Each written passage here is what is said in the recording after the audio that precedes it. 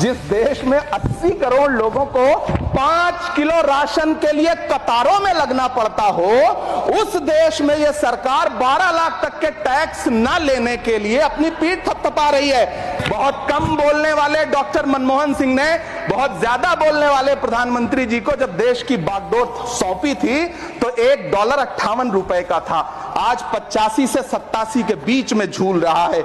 इन दिनों रुपए की अहमियत गिरती है तो न तो देश की प्रतिष्ठा गिरती है ना प्रधानमंत्री की गरिमा। हुकूमत इस कदर आवाम पर एहसान करती है, ये आंखें छीनती है और चश्मे दान करती है। सभापति महोदय, महाराष्ट्र का भिवंडी हो, मालेगांव हो, इचलकरंजी हो, यूपी का बनारस हो, मुआयमा हो, मुबारकपुर हो, रांची का छोटा नागपुर हो, बिहार का भागलपुर हो, हर जगह बुनकरों की उम्मीदें तोड़ रही हैं, लेकिन इस सरकार के पास उनके लिए कुछ भी नहीं है। मुरादाबाद का पीतल उद्योग, कानपुर का चमड़ा उद्योग, सहारनपुर का लकड़ी उद्योग, फिरोजाबाद का चूड़ी उद्योग, अलीगढ़ का ताला उद्योग, सब सरकारी प्लानिंग से तबाह हो रहे हैं।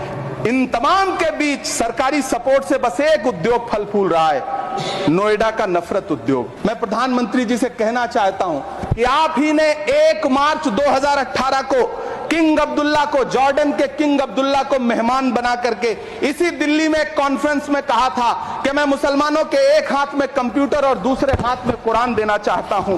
कंप्यूटर देने की बात तो छोड़िए, पढ़ाई के लिए जो स्कॉलरशिप मिल रही थी उसको भी छीन लिया आपने। हम समझते हैं इस साजिश को। आप माइनॉरिटी मिनिस्ट्री का बजट काटते काटते एक दिन मिनिस्ट्री को ही बंद कर देना चाहते हैं। वो जहर देता तो सबकी नजर में आ जाता, सो ये किया कि हमें वक्त पर दवाएं न दी। अलीगढ़ मुस्लिम विश्वविद्यालय का किशनगंज सेंटर बजट के अभाव में दम तोड़ता जा रहा है। आखिर कौन सी नफरत है? ये मुल्क हमारा भी है, इस मुल्क की मिट्टी में हमारा भी खून पसीना शामिल है। हमसे इतनी भी क्या नफरत?